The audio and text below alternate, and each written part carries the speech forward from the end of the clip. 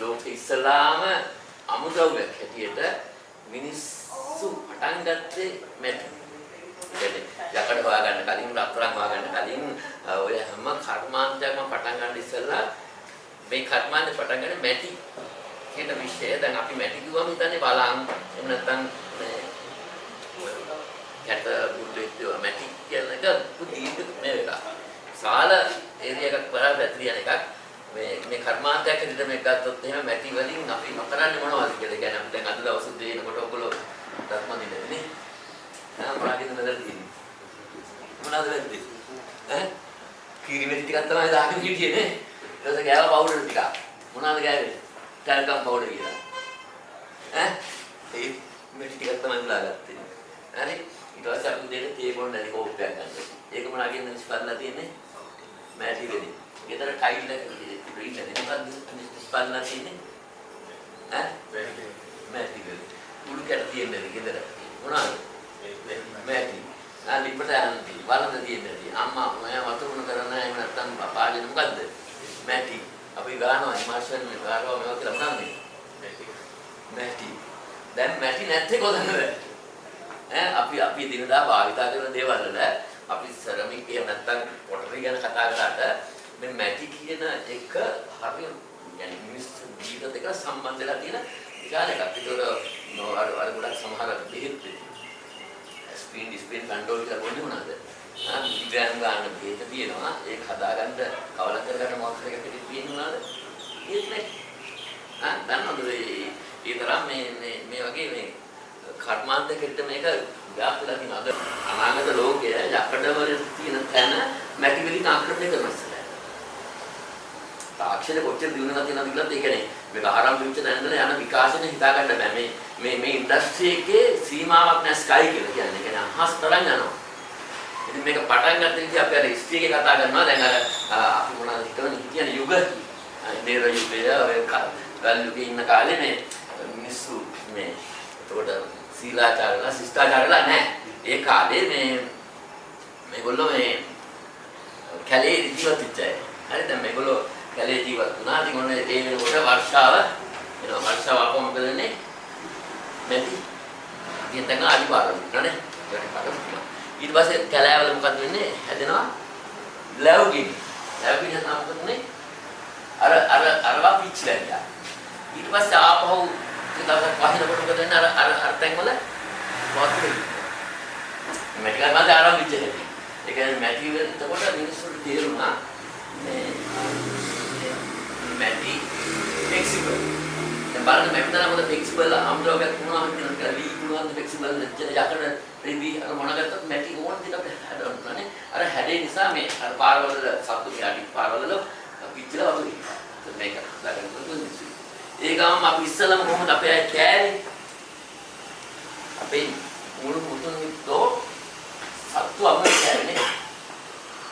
ඊට පස්සේ කොහොමද මේ උයන් දුන්නේ? සත්තු කෑවේ කියලා ලැබුණේ වලට වුණා. ඊළ ගැහුව ඇඟිල්ල රත් වෙලා තිබ්බ පිටුණා දාගත්ත රටේ.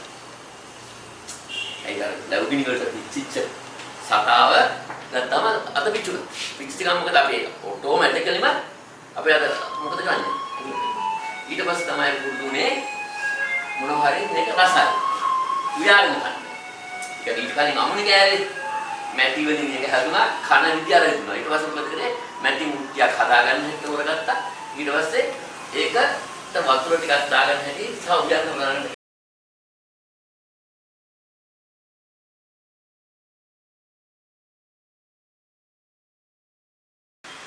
කියලා මට ගැටලුවක් දෙන්නේ. 6 වසරේ මැටි කර්මාන්තය කරලා නේද නැද්ද? ජාතික අධ්‍යයන ආයතනයේ පොත්පත්වල අපි තියලා තියෙනවා ඔය මේ කතන්දරේ. මතක නැහැ නේ? සමාජ අධ්‍යයන පොතේ තිබුණා. පස්සේ මේ මෑත 1999 පස්සේ අපි මේ ජාතික අධ්‍යාපන ආයතනයේ විෂය මාලාවේ අතුලත් කරලා තියෙනවා මේ මිනිස්සු ශිෂ්ටාචාර විදිය සහ මැටිවලට ආවා. එතකොට මැටි ගැන කතා කරන්න ගියාම දැන් බලන්නකෝ අපිට මේ වගේ තොරව මේක කතා කරන්න තනක් තියනවද කියලා. දැන් අද වෙනකොට මේ සෙරමික්ස් වලින් තමයි දත් දාන්නේ. ඕන් හදලා මේ නැත්නම් මිදුළු දක්වා මේ හදන්න පුළුවන් තරම් තාක්ෂණ දියුණු වෙලා තියෙනවා. ඒතකොට අපි එලිමන්ට්ස් ඉස්සරහ යකඩ වලින් නැත්නම් එනමල් මොන හරි පාවිච්චි කරපේවා දැන් මැටි වලින් හදපු මේ එලිමන්ට්ස් දක්වා දියුණු වෙලා තියෙනවා. තව යන එක හිතා ගන්න බෑ. හස්යානාවල රොකට්ස් වල තාක්ෂණ ගිහිලා තියෙන විදිය න්‍යෂ්ටික තාක්ෂණයත් එක්කලා මැටි දිනවලා තියෙන විදිය හිතා ගන්න බැරි මහා විශාල කුරුල් ශේෂ්ත්‍රයක් මේ. අපි මේ සෙරමික් මේ මොන හරි භාණ්ඩයක් හදන එකට කොටු වෙලා හිටියට මේ මහා කුරුල් විශයක්. ඉතින් අපි මේ මැටි කර්මාන්තේ කතා කරන්න ගන්නකොට අපි පොඩ්ඩක් යනවා මේ මැටි කියන්නේ මොනවද කියලා දැනගන්න. ඒ සාමාන්‍ය මැටි කියලා අපි කියන්නේ මැටි නැත්නම් ක්ලේ කියලා කියන්නේ මිලිමීටර් 0.02කට අඩු කුඩා අංශු වලට තමයි මැටි කියලා කියන්නේ. මැටි කියලා කියන්නේ මිලිමීටර් 0.02කට වඩා අඩු. ඒතකොට මේ මැටි වල එන් ඉස්සලා අපි යනවා මැටි කියන්නේ තාම සියුම් කියන එක මම කියන්නේ. මේ මැටි කියන්නේ එක දැන් අපි ගන්න ඉන්ඩස්ට්‍රි එකේ මැටි කියලා කියන්නේ එක කොටසක් විතරයි. දැන් සෙරමික් වල බලද්දී මැටි කර්මාන්තයක් කතා කරාට බලන් කර්මාන්ත ගැන කතා කරාට ඒකේ මැටි කියලා මැටි නෙමෙයි තියෙන්නේ. මැටි නොවන ද්‍රව්‍ය වැඩි.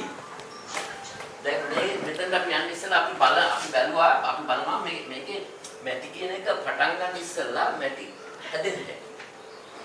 අපි ඒකත් කතා කරනවා. ඒ කියන්නේ මේකේ හැදෙන්නීමක් හැටියට අපි කතා කරනවා මැටි හැදෙන්නේ. මැටි හැදෙන්නේ ඇත්තටම මූලික භාෂාවෙන් තමයි පෙල්ස්පා කියන එක. පෙල්ස්පා. මම මේක දන්නම් මේ අද ඉන්ට්‍රොඩක්ෂන් එකේ මම ඉතල කියන්නේ මේ පෙල්ස්පා කියන්නේ මොනවද කියලා මේක ඇත්තටම රසායනික මාතෘ භාෂාවයි. මේක තමයි ලෝක ඉස්සරහම මාතෘ භාෂාව. මේ මාතෘ භාෂාවනේ ජීර්ණ වෙලා තමයි මැටි හැදෙන්නේ. අපි පස්සේ සාම්පල් අරගෙන ඒක අරගෙන බලමු. ඒ කියන්නේ ඉන්ඩස්ට්‍රි එකේ යනකොට ඒවා ඉගෙන ගන්න ඒවා බලන්න. මෙතනදී වෙන්නේ මේ පෙල්ස්පා කියන මාතෘ භාෂාවනේ මේ දි รา පත් වෙනවා සූර්යාලෝකය එතකොට නොයෙකුත් රසායනික ක්‍රියාවන් නිසා ඒ කියන්නේ මේක දි รา පත් වෙන්නේ මෙයා. දවසකින් දෙකකින් නෙමෙයි අවුරුදු ලක්ෂ 10ක් 15ක් ගිහිල්ලා ඒ වගේ ක්‍රියාවලියක් තියෙනවා.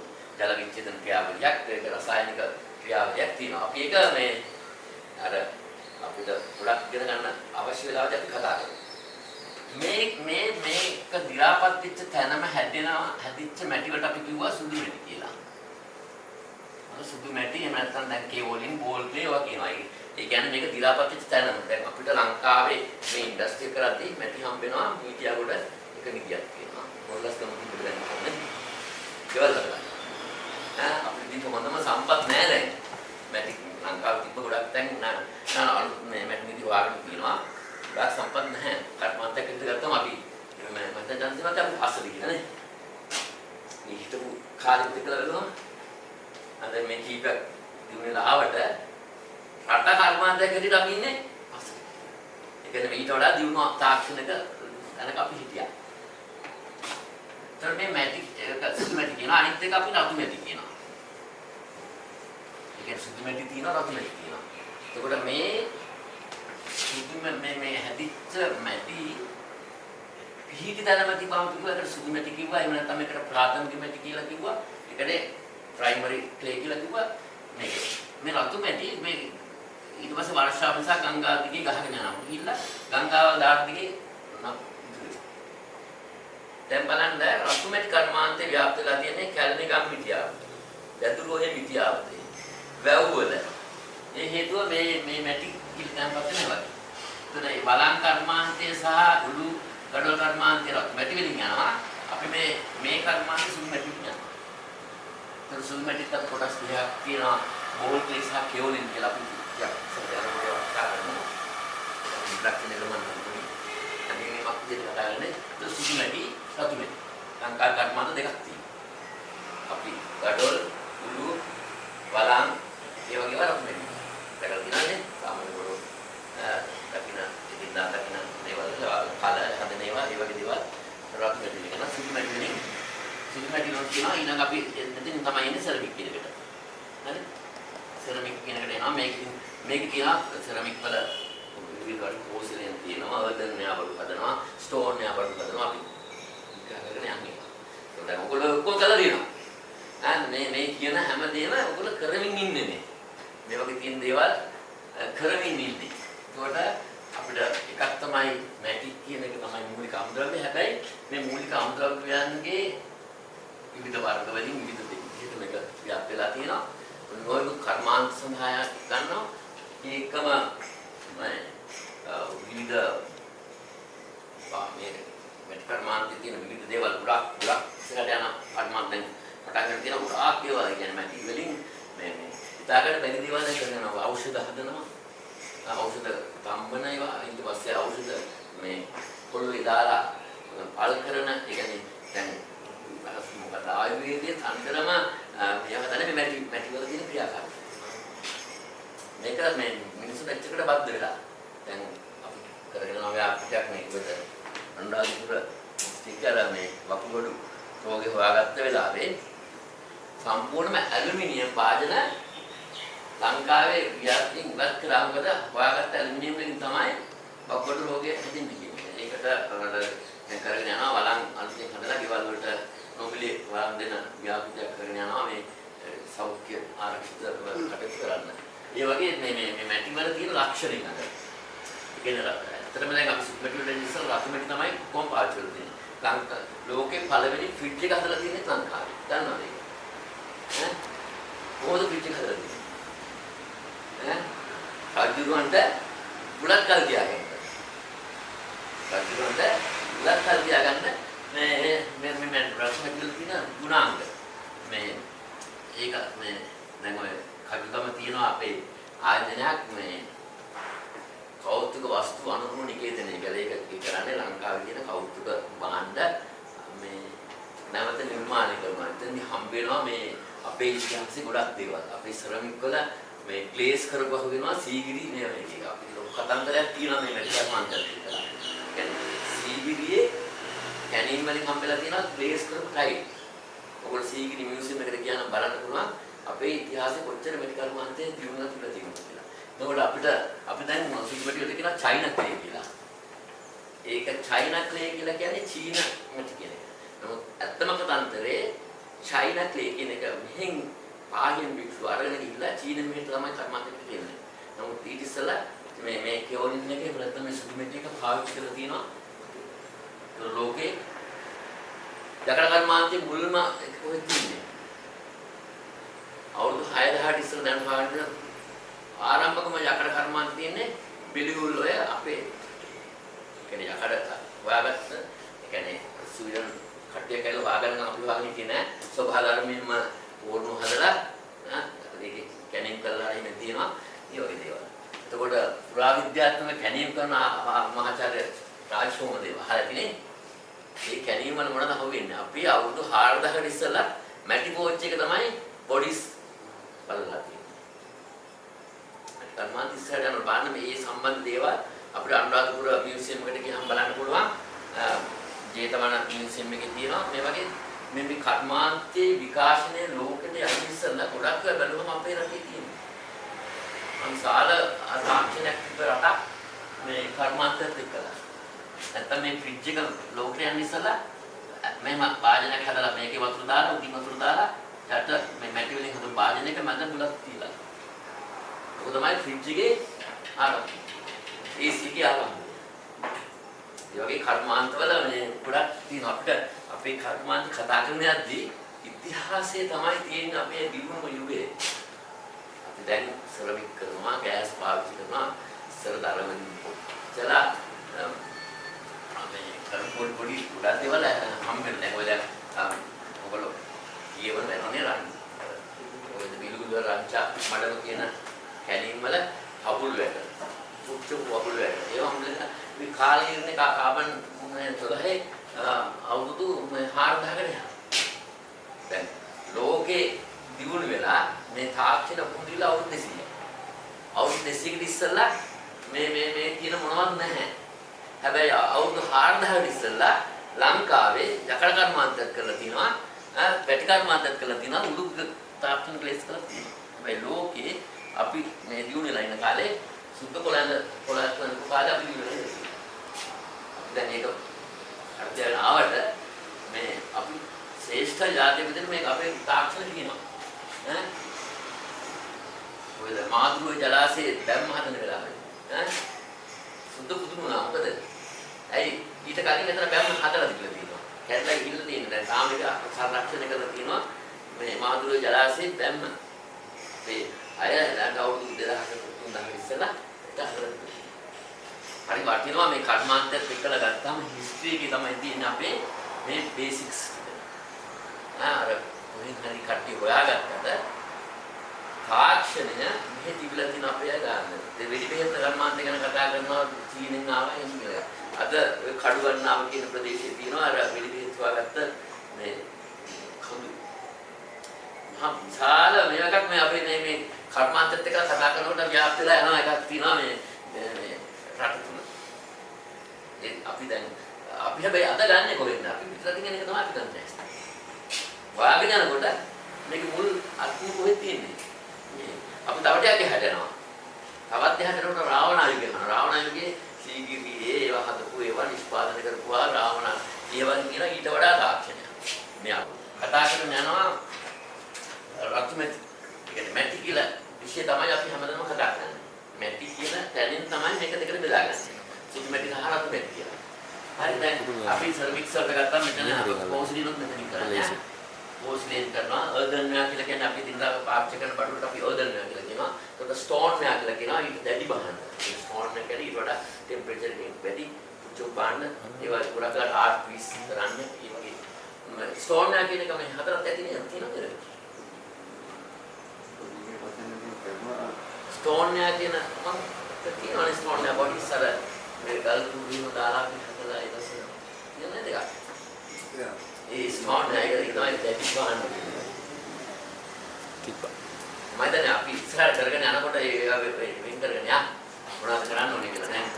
ඉතින් මම මේ කතා කරන්නේ යන්නේ බේසිකලි අද මේ ඉන්ට්‍රොඩක්ෂන් එකක් කියන්නේ මැටිකෝ කියන්නේ මොනවද මැටර්මාන්තේ කියන්නේ. ඉතිහාසයේ මොකක්ද කොහොමද හැදෙන්නේ මොනවද මේවට තියෙන සම්බන්ධතා ඒ වගේ දේවල් ගැන තමයි අපි කතා කරලා ඉස්සරහම දැස නැත්නම් ඔක්කොම අසරවි කරලා දන්නවා. දැන් ඔයගොල්ලෝ ජීවිත කාලේ භාගයක්ම මේකනේ සමහර මේ වැඩවලදී නමුත් අපි දැනගන්න ඕන මොනවද මේ තියෙන්නේ කියලා. ඉතින් අපි කරුණක් ඉස්සරහට යන්නේ ඔයගොල්ලෝ මොන හරි අහන්න දෙනවා නේද? ඒ කියන්නේ මම කතා කරගෙන යන අතරේ මොන හරි මේ අහන්න තියෙනවා නම් අහන්න කමන්න අපි සාකච්ඡා යන්න පුළුවන්. ඒ කියන්නේ දැන් පොඩි ඉන්න ඉන්ඩස්ට්‍රි එකේ අපි තාක්ෂණය එහෙම නැත්නම් විෂය නිර්දේශක හැටියට අපි යනවා ගැඹුරට. ඒක විෂය මාලාවක් තියෙනවා. ඒ කියන්නේ දැන් මම ඒක විශ්වවිද්‍යාලවල ළමයින්ට කරන පාඨමාලාවක් තියෙනවා, ස්කෝලවල කරන එකක් තියෙනවා, ටීචර්ස්ලා ට්‍රේන් කරන එකක් තියෙනවා. ඒ වගේම මේ වෘත්ති පුහුණු කරන කොටසක් තියෙනවා. ඉතින් අපිට ඇත්තටම අවශ්‍යයි මෙතනදී ජෙනරල් නොලෙජ් එක නේ. අපිට විභාගයන් ගන්න නැනකොට නේ. දැන් අයිත් එකත් එක්ක සම්බන්ධ වෙලා වැඩ කරනකොට අපිට එන්නේ යන්න වෙනවා. එන්නේ පාඨමාලාවක් තියෙන්නේ. ඒක විභාග සඳහා යන එක. අපිට අත්‍යවශ්‍ය මොකක්ද දැන්? මේ දිනදා අපිට කර්මාන්තය අපි නොදන්නවා කියන්න බෑ දන්නවා. නමුත් මේක නවකවදාක අපි ස්මරණය කරලා ගන්න එකක්. හරි අපි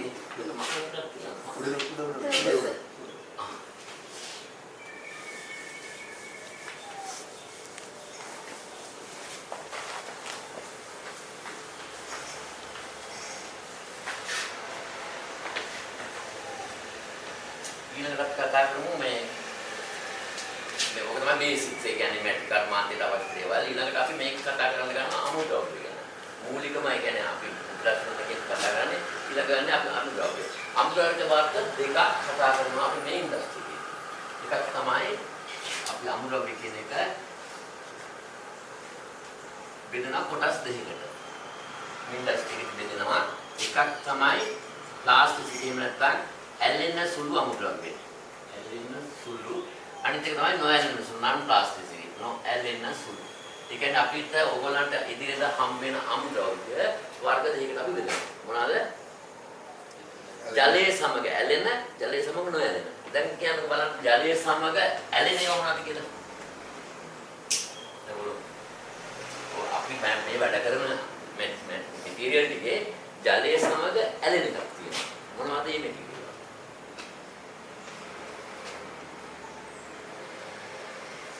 ඉන්නේ. ඔයගොල්ලෝ දැන් නේද? කන්නේ නැතුව විතරනේ. මේක ගන්න සිංගල් ප්ලාස්ටික් කියන්නේ ප්ලාස්ටිසිටි කියන්නේ දැන් අපි ඇලෙන සුළු මේකට ගන්න අපි කෙෝලින් අන්න එකක්. කෙෝලින්. දෙක බෝල් ප්ලේ. Ball play. තුන ඔය පාවිච්චි කරන බෙන්ටනයිට් කියලා එකක්. බෙන්ටනයිට් කියන්නේ මැටි වර්ගයක් ආ. බෙන්ටනයිට්. හතර ටැලන්ට්. අනිත් එක රතු මැටි. රතු මැටි වල මේ පිරිසිදු එක අපි කියන්නේ රතු මැටි වල ගොඩක් දේවල් එකතු වෙනවා. ඒක නොයන සුළු වලට ගන්නවා අපි ෆෙල්ස්පාර්, ක්වාර්ට්ස්, සිලිකා, ග්‍රොග් මොනවද ග්‍රොග් කියලා කියන්නේ? අහන්න නේද ඔයගොල්ලෝ ග්‍රොග් කියන එක පාවිච්චි කරනනේ. ඒ කර්මාන්තේ රිසයිකල් කරන එක ග්‍රොග්. කුළු කර්මාන්තේ කුළු කුඩු කරපුවම ග්‍රොග්. වලක් කර්මාන්තේ වලක් කුඩු කරපුවම ඒක ග්‍රොග්. සෙරමික් එකේ බිස්කට් ඒක කුඩු කරලා ගන්න පුළුවන්. හැබැයි ග්ලේස් කුඩු කරලා අපිට රීසයිකල් කරන්න බෑ. ඒක වෙන කර්මාන්ත කරනවා. මේ කැඩිච්ච කැලි ටික අරගෙන මේ ලංකාවේ වෙන කට්ටිය ඇවිල්ලා මේ කැඩිච්ච සෙරමික් කටු ටික බෝල් මිල් කරලා මේ ටයිල් හදනවා මේ කැලි ලස්සන දාලා නෙස්ටර් දාලා මේ රීසයිකල් කරනවා. ඒතර මේ අපි අමුද්‍රව්‍ය වේදනා කොටස් දෙකකට ඇලෙන සුළු සහ නොඇලෙන සුළු කියලා. ඒතර මෙන්න මේකෙදි